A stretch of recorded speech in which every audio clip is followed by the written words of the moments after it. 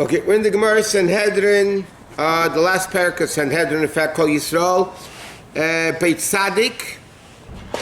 In the Shattenstein Gemara, it says 90a7, but we didn't even finish the Mishnah yet. Anyway, basically, the Mishnah said, we're still at the end of the Mishnah.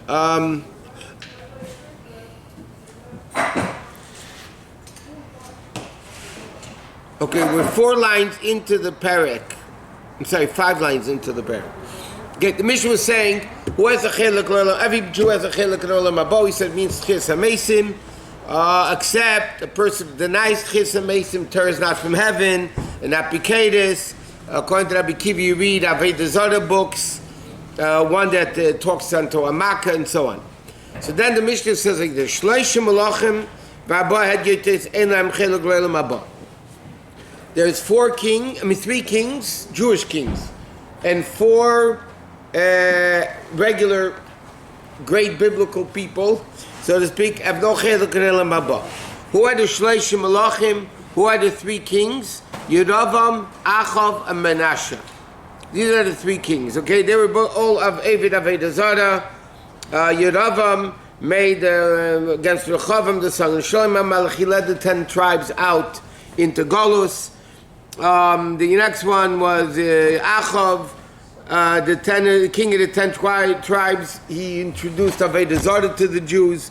Menashe also didn't let the Jews go up to the Beis Hamikdash and made them worship idols. So they also have no chilek l'olam haba. Shenama, because it says like this: Vayispalu leilov, he prayed to him. Vayishmat chinasei, and he allowed him. I'm sorry, I skipped. Okay, so these 3 kings have no chilek. Tzadik coming out all the way at the bottom. Rabbi Yehuda Eimer, Menashe yesh lo chilek l'olam haba. Menashe does have a chilek l'olam haba. The other 2 not, but Menashe does. Why? Shenama v'yispal leilov, it says he prayed to him. Vayishmat chinasei, he listened to his prayer. Vayishivu Yerushalayim l'malchusei, and Hashem brought Menashe back to his kingdom in Yerushalayim. So Rabbi Yehuda says that means he has a chilek l'olam haba, because if Hashem made him king again, that means he did tshuva. Amalei, the Chacham said to him, no, the malchusei yeshiva, Hashem only returned him back to being king. V'loi l'chai l'olam haba yeshiva, but not to olam haba. So therefore, that the Chachamim hold Menashe has no chilek l'olam haba. Rabbi Yehuda says he has a chilek l'olam haba. Who are the harba adyotis? Okay, this is where we're up to. Who are the 4 regular people that have no chilek l'olam haba? Bilam, Doeg, Achitofel, and Gehazi. Okay, first is Bilam, the famous Bilam. By the way, the Poskim, the Rishonim learn out from me an interesting thing. When Bilam's a guy. Exactly. So from here you see that Chasidi Ilma Sa'ilam, like the Rambam says, has a chilek l'olam haba. So therefore the Mishnah says Bilam wasn't Chasidi Ilma Sa'ilam, and therefore he had Gehenna. Everybody knows who Bilam was. Doeg, who was Doeg, was the advisor of King Shaul HaMelech, who slandered David HaMelech to Shaul, and because of that a whole city of Noid, which was a city full of Kohanim, were killed. So Doeg caused many people to get killed.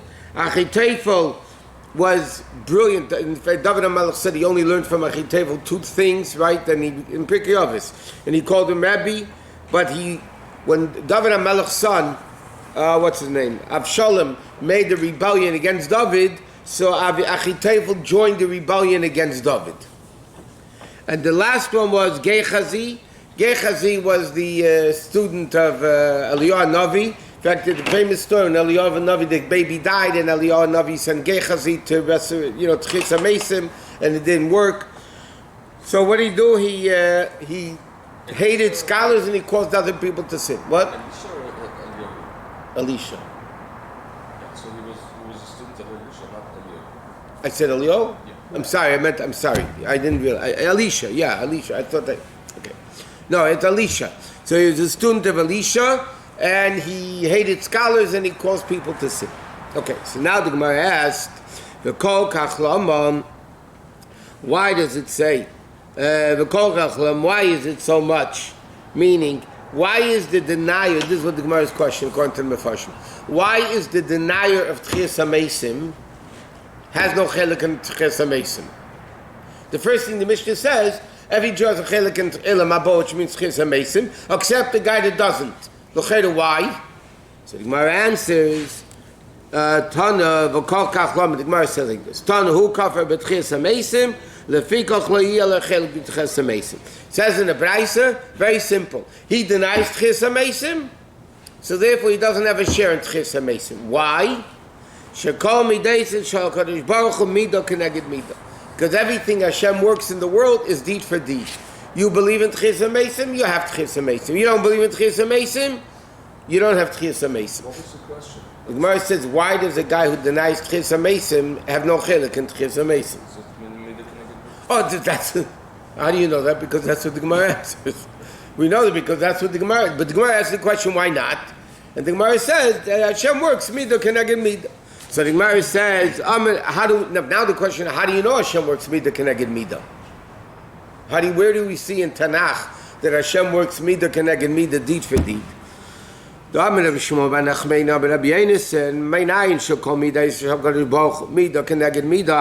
that Hashem never does is midah keneged midah? Because it says like this: Elisha told the Jews, listen to the word of Hashem. Now, okay, or he said this time tomorrow, saw sailors b'shekel, a saw of fine flour will go for 1 shekel. And 2 saws of barley for a shekel in the gate of Shemrin. In case he told him today, what tomorrow's price is going to be. It said afterwards, and the captain, whose hand was the king, leaned on. Kim said to the man of God, meaning whoever said this. Elisha, by the way, said it. And he said, if Hashem would make windows in the heaven, will such a thing happen? In other words, like this: Elisha told him it's going to be a remarkable, it's going to be such an abundance, everything's going to be as cheap. A saw of fine flour will go for 1 shekel, 2 saws of barley will go for 1 shekel. It's just a phenomenal cheap price, which means there's such an abundance, supply and demand. There's going to be such an abundance.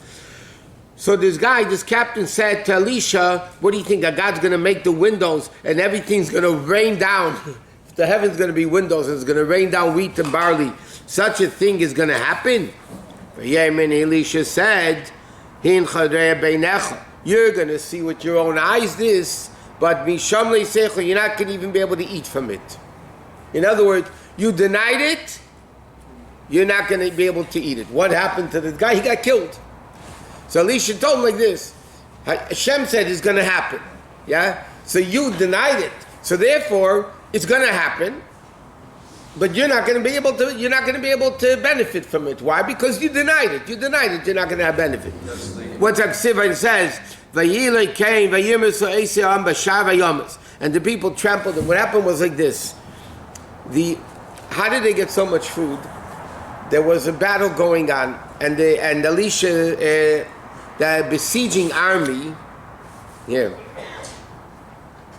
Shusterman, the capital of northern kingdom of Israel, was besieged by the Armenian army, and his populace was slowly starving. So what Elisha said is that whole army is going to run away from the camp, and they're going to leave all their food, and there's going to be an abundance of food. Okay, so this guy came, and the people saw the food. They started running to get the food, and they trampled this guy. So he died. So Elisha told him, you see, you deny it, this is what's going to happen. So the Gemara says, V'dilma kilas Elisha garmalei. Maybe Elisha's curse was what killed him. In other words, how do you know it works midah keneged midah? Maybe Elisha cursed the guy. What's the proof that Hashem does deed for deed? Elisha killed the guy because he cursed him. It didn't happen, but the Gemara says, it's interesting. When a chacham curses, even if it doesn't happen, the person is punished from it anyway. So the Gemara said, so how do you know it's midah keneged midah? Maybe because Elisha cursed him. Simple. So Gemara says, in Cain, Lichtev kra vayimisu vayometz. They should have said, the pasuk should have said they trampled him and he died. Why does it say on the gate? It said they trampled him in the gate. And now remember, Elisha said in the gate it's going to be a safer shekel. That means that Elisha was talking about the shar. So therefore, the fact that the pasuk says shar vayomais means not that he died because Elisha cursed him, but because he denied the miracle that Hashem was going to do. Okay, now the Gemara asks an interesting question. We know one of the fundamental beliefs is Tchias HaMesim.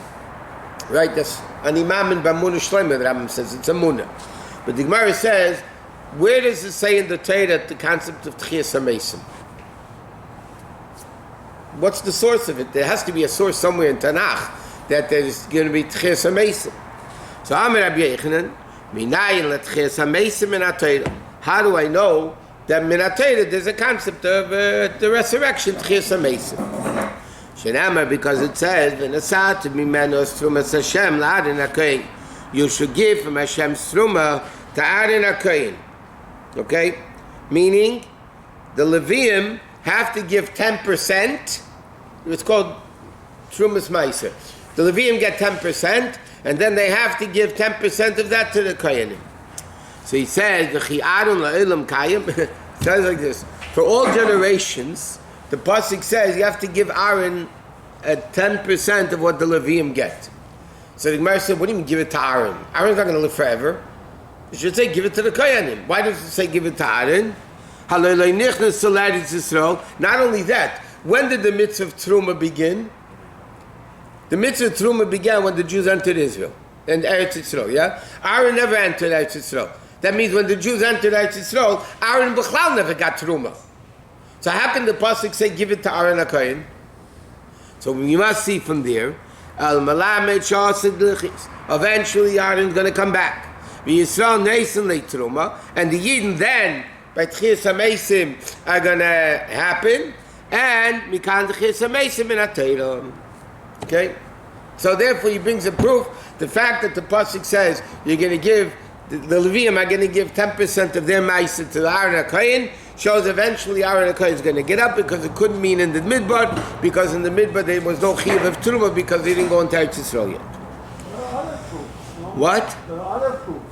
Did you write the Gemara? You want to wait until we finish the Gemara? Thank you. It's very Rabbi Yishmael Tana. Rabbi Yishmael learned another source. Well, this is still in this pasuk. La'arin, what do you mean La'arin? He says, Rabbi Yishmael Yeshiva says this is not a proof. He disagrees with Rabbi Yechanan's proof. Because what is Rabbi Yechanan's proof? It said give it to Aaron. Yeah? And Aaron didn't exist until Tchias HaMesim. So therefore, he said no. Aaron doesn't mean Aaron, the literal person Aaron. It means a Kohen like Aaron. But who says that the pasuk means give it to Aaron, only Aaron? He says, Ma Aaron Chaved, just like Aaron is a Talmid Chacham, meaning he accepts, he was Chaved in this respect, doesn't mean, it means a Talmid Chacham. But the Gemara says a Chaved refers to a Jew who meticulously accepted upon himself giving Truma and Meiser and all that. The Amiratzim didn't give. Like we learned recently, not long ago in Rambam, it says, in the days of Yechon and Kohen Gadol, he sent out messengers to Eretz Yisrael, and he found out that Truma everybody gave, but nothing else. Why? Because Truma was very easy to give. One kernel freed an entire silo. So, Jews are cheap. So what Truma they gave, because you give one kernel, okay, I did the mitzvah. Meiser, Bikurim, this is more complicated. You have to get 10% of this. So they didn't do it. Therefore he made what's called Demai, which is Damai, made the Tvu of an Amoritz. You're not allowed to eat until you separate the, not Truma, but the other tithes. Right? The other tithing. So he says, Ma'ar Chaved, just like Aaron is Chaved, Avbana Chavedim, you only give it to a Kohen who's a Chaved. That means the Torah is teaching us you have to give Truma and Meiser to a Kohen that is meticulous in the dinam of Truma and Meiser. Otherwise you shouldn't give it to him. So that's one source. And Rabbi Shmuel, by the way, argues that that's not a source, because it doesn't mean Aaron personally who's going to get up to Tchias HaMesim. It means a Chaver like Aaron. Then Amar Rabbi Shmuel ben Achmein Amar Rabbi Yonasan, he says, Minayin sheneisen truma. L'koyin ha'ma'aretz, how do you know that you don't give truma, like what Gemara just said, Rabbi Shmuel, that you don't give truma to a kohen who's an ha'ma'aretz, shenema, because the pasuk says, La'am liyesh v'Yerushalayim. He told Chizkiah Melech, told the people that lived in Yerushalayim, Losis minasa kohen v'alviyim, to give their portion to the kohenim and Leviim. Why? The manyachziku b'teiras Hashem, that they should, the kohenim Leviim should be strong in the Torah of Hashem. So what did Chizkiah say? Give it to the kohenim and Leviim that are strong in the Torah of Hashem, which means a chavi. You don't give it to an amaretz. Kol hamachzik b'teiras Hashem, meaning, as the Gemara describes, interprets it. Whoever's strength is meaning they strongly keep Torah mitzvahs, you give it to them. You don't give it to him. And not only that, the Gemara says like this. This is still going about a kohen ha'ma'aretz. The Gemara is last soon going to go back to Tchis HaMeisim. That's the halacha, if the kohen is ha'ma'aretz? Yeah. Not only that, this is the very sharp expressions in the Gemara. Amar v'acha barad amar av yoder kol haneisen truma l'kohen ha'ma'aretz. Whoever gives a kohen ha'ma'aretz truma, so you put it in front of a lion. What do you mean? It's like you put it in front of a lion. Just like when the lion attacks its prey, yeah, you don't know. It's a doubt. The way lions work, the Gemara says, you don't know for sure if he's going to devour his prey and eat it right away, or safek sheina deiris, he might not do it immediately. He'll do it later. Okay, we don't know if he's going to eat immediately while the meat is still fresh, or maybe he'll hold on for a while to eat it. The same thing, av kohen ha'ma'aretz. The same thing when you give it to a kohen who's ha'ma'aretz, safek eichle betara, safek eichle betuma. Means he might eat it right away when he's tamei, or he might eat it when he's tahar. So therefore, the Gemara says it's like giving it to a lion, meaning you're not allowed to give it to him.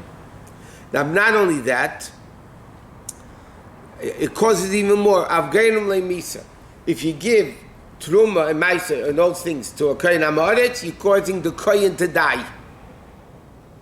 You know, it's not only giving to a lion, it's like you're going to cause the kohen to die. Why? It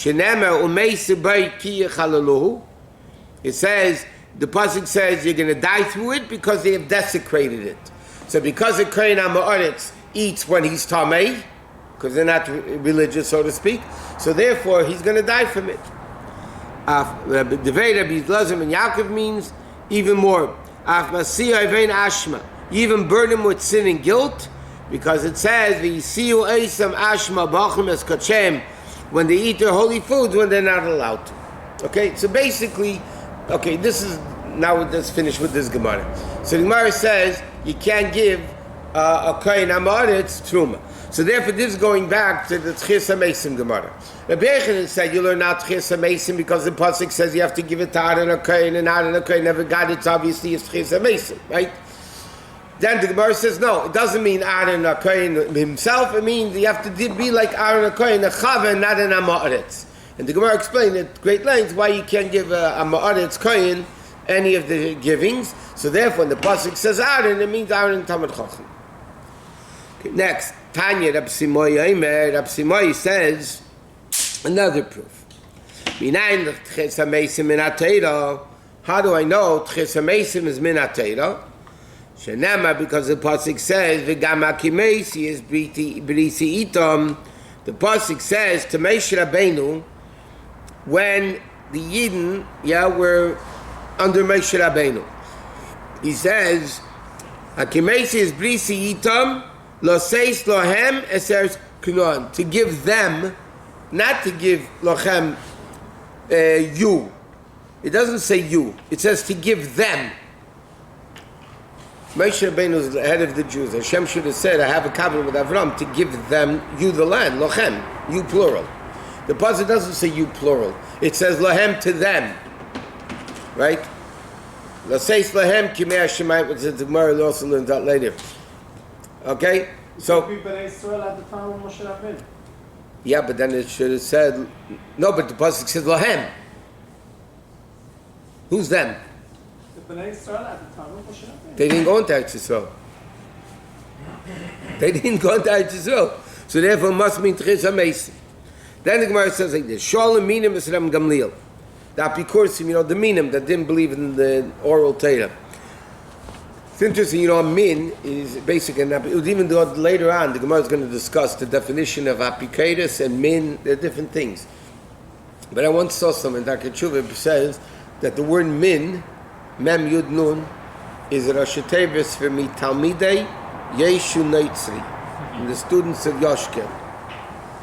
Yoshkin, the Gemara is called Yeshu Neitzri.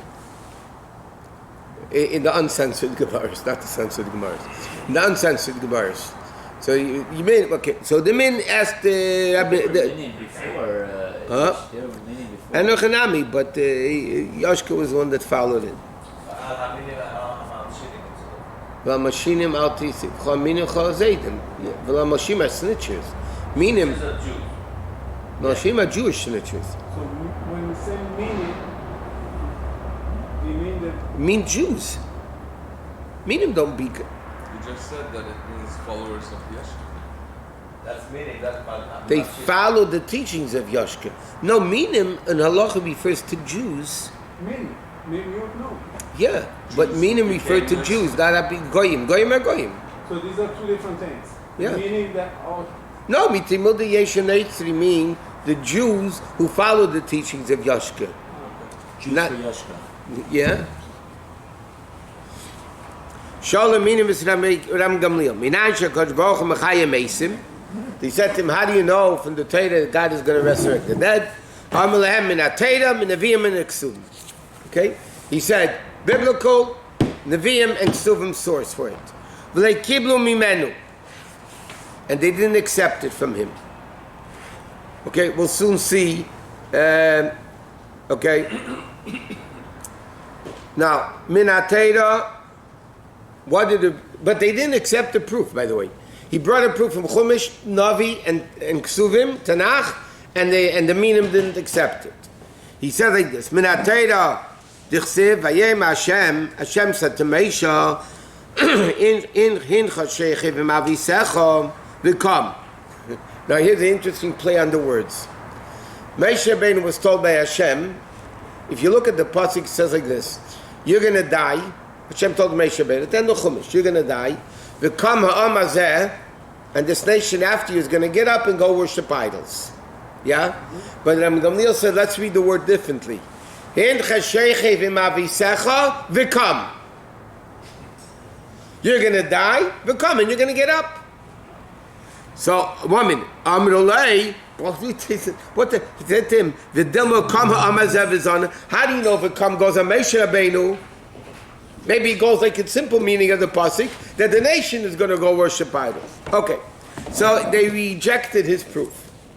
Min ha-Nevi'im, what's the proof that Gamliel brings from the prophets? Because it says, Yehi meisecha nevei lascha. You're dead. Sorry. Yichyu meisecha. Your dead are going to get up. Nevei lascha yukuman. Your corpses, my people's corpses are going to get up. By the way, the famous Rebbe quotes always an acronym for Shaiva. Kital Eres Talecha, because you dwell in. Oh, I'm sorry. Yeah, Kital Eres Talecha, because to the ground. No, yeah. Tal Eres Talecha, the tal of light is going to be your do. The Eretz is from Tipel, and to the ground you will cast your refrain. Okay, simply, what does the pasuk mean? May your dead get up. Basically, tzaddikim are going to get up. So he said, that's a good proof that there's Tchis HaMesim. Pasuk says clearly the dead are going to get up. So Gemara says no, they rejected it because maybe it meant the Mesim Shach Yecheskel. Maybe it means what we read after on Chol Hamoed Pesach. The dead bones that Yecheskel Hanavi, Yecheskel resurrected in the midbar over there. So how do you know it means Tchis HaMesim? Maybe it means the dead people Yecheskel got up. Then he said, Min Ksuvim, there's a proof from Ksuvim, because it says, V'chichech b'yayin ha'teif. The words of your palate shall be like the choicest wine. The day I'm going to my beloved with sincerity, David Svasayim Yeshenim, stirring the lips who sleep in the grave. Okay? Whatever the pasuk is referring to, it's referring to the loyalty Yidin to Hashem, would stir the lips of the people that are already dead. Okay, so the Gemara thought now, how are people going to stir the lips of the people that are dead? Obviously they're going to get up. So you see from there that it's going to be Tches HaMesim. So the Gemara says no. The Minim rejected it. These guys know how to learn. Maybe they're just, who says it means they're going to get up? Completely get up. Maybe they're just going to move the lips in the grave. Where do we see such a thing? Rabbi Yochanan says,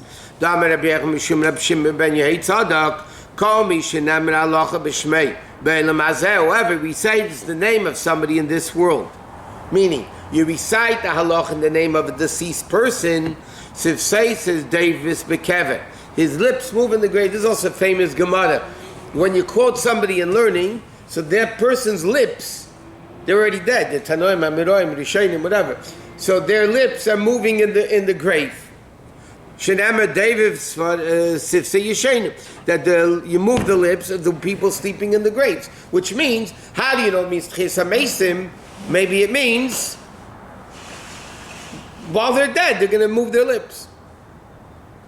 The Welt says an interesting thing. He said, whenever you quote somebody who's dead, make sure you quote him correctly. Why? Because you're going to quote his name. So the guy in the grave is already starting to move his lips. And then you say something you never said. Can you imagine how the guy feels? He starts moving his lips because he expects to hear something that he said and he never said it. So, what if more than one make us happy? You make it seem, boom, make them all move. No, what if more than one person is quoting that person simultaneously in this world? So he moves his lips a lot. Yeah. Starts sweating.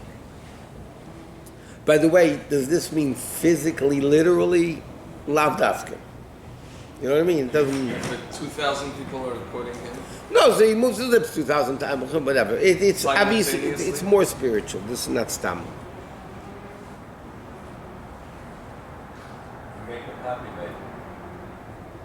Okay, then it says like this.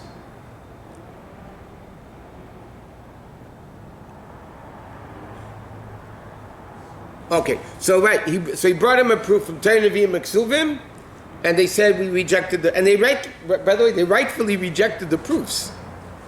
Because all the rejection was based on Torah. Until Rabbi Gamliel finally told them a pasuk that they accepted. What was the pasuk he said? A pasuk we say every day. The land that Hashem swore to your forefathers, right? Shema, right? In Vayim Shemaya, to give them. It says, Lochem Loi Nemad. It doesn't say to give you. It's speaking to that generation. And already this generation is going into Eretz Yisrael. It's the 40th year. It's at the end of Meshach, right there in the Chumash Devarim. Everybody died out already. And the Jews are ready to go into Eretz Yisrael. It doesn't say, Shenish B'Hashem L'Avsechem L'Seis Lochem, to give you. Lohem, meaning, from here we see Tches HaMesim from the Torah. What about Az Yoshi Moshe? There's Az Yoshi. The Rambam brings a proof of Tches HaMesim from the pasuk of Ari Miklat. Im Yacha Hashem Aklachas Gvulcha. When Hashem will broaden your boundaries, then you're going to set another 3 cities, right? Instead of 6 mean. That never happened. So obviously he refers when Mashiach comes. The Gemara, first of all, we're not done in the Gemara yet. We're not done in the Gemara. But there's not all the proofs. In fact, Rashi and Chumash, by the way, and Oz Yoshi, it's a Mikan Tches HaMesim L'Atayra. That's right. Okay. V'yesh Eimrim min HaMikra Za Amalim. Other people say Rabbi Gamliel didn't say the pasuk L'Seis Lohem. He said another pasuk. What is the pasuk? V'atem adveikem Hashem Elokeichem Chayim Kulchem Hayim. Right? You're clinging to Hashem. So now you're alive. Yeah? So Gemara says, Pshita Chaim Kol. Of course they're all alive. He's talking to them. Pasuk says, when you cling to God, you're going to be alive today. Today they're alive. He's talking to them. So what does it mean? What it means is like this. Mean, even in a world where everybody is dead, you're going to be alive. When is that? Chis HaMesim. Can you see that? That it's referring to So he says, the Gemara's not finished yet. You're going to live. Just like today, you're going to be alive. When Mashiach comes, you're also going to be alive. In other words, it means just like you're alive today, because obviously some of you are alive today. Duh, of course they're alive today. They're living. What it means is that even when people are dead, you're going to be alive like today. When is that? By Chis HaMesim.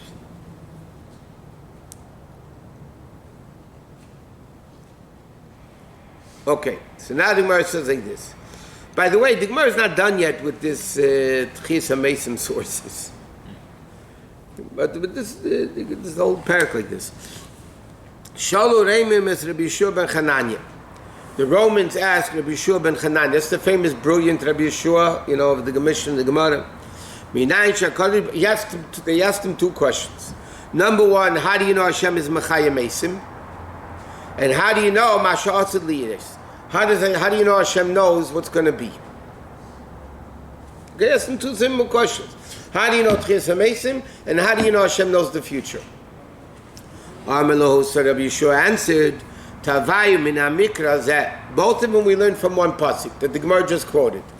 Vayem Hashem omei shehincha shechiv ha'mavisecha. Yeah, you're going to die. V'kam ha'amazeh. So he said like the other one said. So two things. Number one, Hashem's telling you what's going to happen. You're going to die and they're going to get up. That's the future. And also v'kam means they're going to get up Chis HaMesim. So the one pasuk teaches us both. Hashem knows the future, and it's Chis HaMesim. So the Gemara asked him, "V'dilmo kamam v'zana." How do you mean to come Chis HaMesim? Like the same question as before. Maybe it means that people are going to get up and worship idols. So he said, "Okay, okay. I don't have a proof in this pasuk Chis HaMesim, but at least 50% of the proof I have. The Yedei Masha'at Liyas, Hashem knows the future." In other words, I might not know, I'm not right from the pasuk a proof of Chis HaMesim, but the pasuk does prove that Hashem knows the future.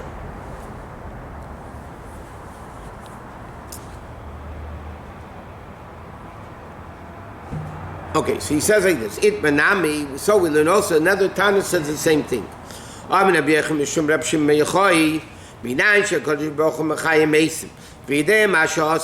Hashem's going to resurrect it and know what's going to happen? Okay, so it's the same thing like Rabbi Yeshua said. There's a proof of one that it means Hashem knows the future. Now, Tanya Amir Rabbi Elazar ben Rabbi Yasi said, with this thing, I showed the minim that they're false. How did I show them they're false? Yeah, but the pasuk we just said, you can only learn half. That Hashem knows future. But then it just says, the second part, no, from the same pasuk, you do. Yeah, but again, it's the same point, but the proof of the doesn't necessarily. In other words, like this. Is the pasuk good enough? Let me ask you a question. Rabbi Gamliel said the proof of Chis HaMesim from the pasuk of Kam Yeah, okay. Rabbi Gamliel didn't know the simple meaning of the pasuk, that it means v'kam ha'amazev v'zana. Every 5-year-old kid knows the pasuk. It means you're going to die. Hashem said you're going to die, and I'm telling you, after you die, the people are going to worship Avodah Zarah. I mean, that's the simple meaning of the pasuk. Rabbi Gamliel didn't know that. Obviously, he did know that. Yeah. But nevertheless, Rabbi Gamliel from Kabbalah Moshe Sinai learned the pasuk, because in Torah you can divide words differently. The Gemara does it all the time. So the pearl api Torah, the pasuk does say Chis HaMesim. Hincha shechiv v'mavisecha v'kam. You can read the word. Sometimes you have the word many times. That there's a pasuk, there's a word. Can go before and can go after. 1 minute. The word can go before and the word can go after. So the Rabbi Gamliel said, and so listen, Rabbi Shimon ben Yochai, and Rabbi Yeshua ben Karcha, these guys know what they were talking about. Obviously, they knew that the simple meaning of the pasuk is not v'kam Chis HaMesim. But they said in Torah alludes to it because you can learn to read the pasuk Hincha Shechev Marvisecha V'Kom, which is Kabbalah of Torah Shabbal Peh, which alludes to the fact that Chis HaMesim. You could also read the pasuk V'Kom HaMazev V'Zana. So they answered him, you still don't have a proof, definite proof that that's what the pasuk means, because you can say the word means it later, not V'Kom Chis HaMesim. But the Pearl, Ram Gamliel, Rabbi Yeshua, Rabbi Shimon Bar Yochai are all saying no. The pasuk says "V'kom" means Chis HaMesim, and for them it's a proof. And once you know Chis HaMesim, don't you also know automatic that Hashem knows the future? No. What does it say? Hashem going to get the dead up. How do you know He knows what's going on? If He's going to do, this is something He's going to do in the future. He's going to that's Him knowing the future. No. If you tell Him when you eat breakfast, I know the future. I mean, The second part of the pasuk doesn't match when it says that Moshe Rabbeinu will come back, and then Bnei Israel are gonna. That's what I said. You could read the pasuk both ways. So to prove it 100% the proof that that's what the Torah means, you can, because you could say maybe it means only later. V'kom ha'mazev v'zana. Right? But it could also mean v'kom stop and then v'kom put back. You know?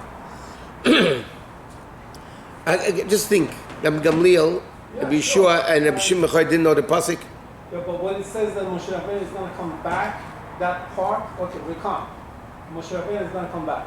And then the second part doesn't match it. And the second part says that the Bnei Israel is going to... That's right, but the bottom line is, it also means v'kom ha'mazev v'zana. It means both things. The word v'kom could be you learned this way and this way. Remember we said, I saw it many years ago and I couldn't find it again. I found it again recently. If the Yidden learn Torah, okay, let's take example, the clear example, yesterday's Parsha, yeah? Avram Yitzchak Yaakov learned Torah? Mm-hmm. Learned Torah. Obviously they learned Chumash. Mm-hmm. Yeah? So then Yaakov learned that yesterday's Parsha that Yosef was sold as a slave and he went down to Mitzrayim and he was still alive, and what the heck is he mourning about? Spacing was different. So the Ramban, I found it again, in the Ramban in his introduction to Chumash writes that when they learned Torah, the Torah was one long word. Now just picture, take the first pasuk, okay? So there's no psukim, there are no words, division of words, there are no division of psukim, okay? So you could take the first pasuk, you know what you could do with the first pasuk, Bereshit Bar Lakim? You could read it, bar, aish, just take, you could make a million concoctions. That means that their Torah is completely different from what we understand it as Torah. Correct. Let me ask you a question. They didn't learn Chumash?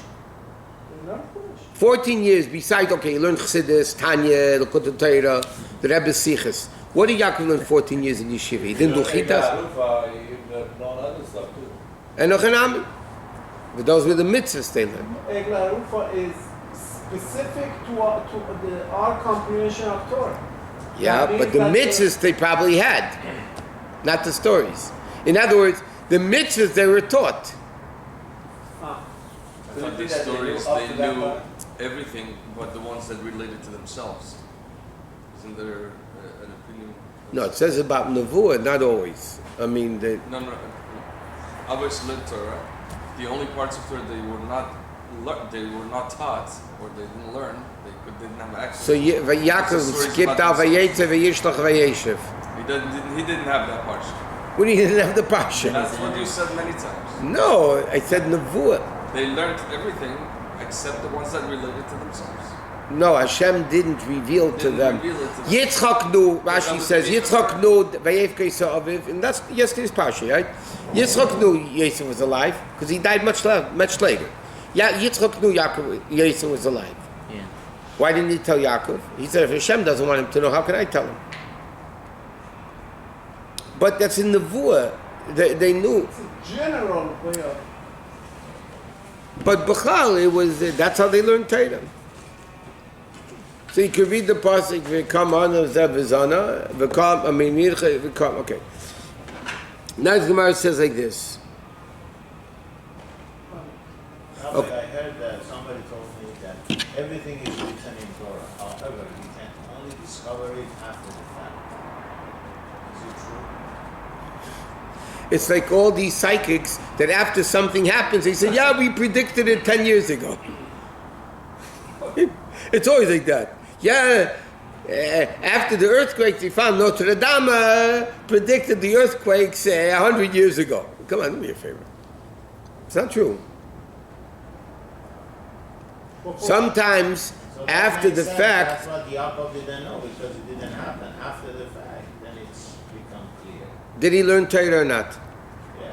Did he learn yesterday's Parsha? It, was Did not, it may not have been revealed at that time. But he learned the simple meaning of the pasuk. No, he didn't. He didn't learn yesterday. That's what I'm saying. Because the Torah was differently written then. So it could be he learned Vayeshev, but the words were so different, he never figured out what it means. But they, for sure, They tell a story, a lady came to Shul Parsha Vayeshev, and she, after Kriya, she threw down a chumash and said, you know, I don't understand these guys.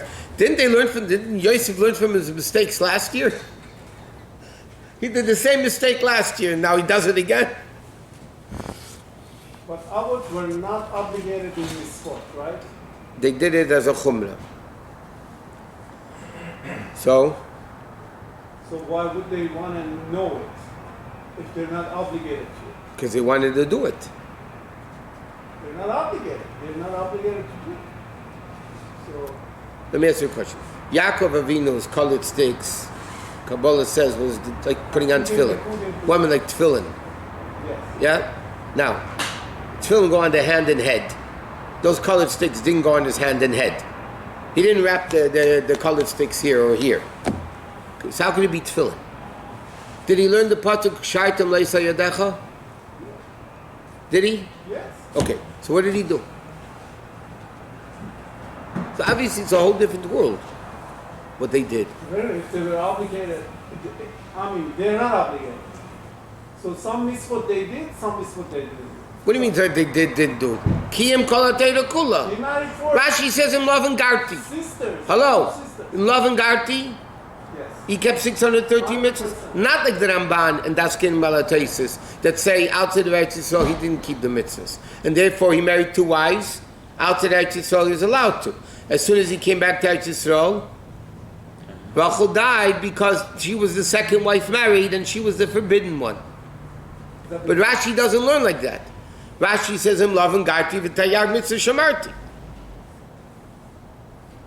So were they obligated or were they not? According to Taisus, when Avram served the malachim meat and milk, yeah, is because he didn't keep the Torah. There's midrashim that say they quote midrashim. Some people say they kept the whole Torah. Some people say they didn't keep the whole Torah.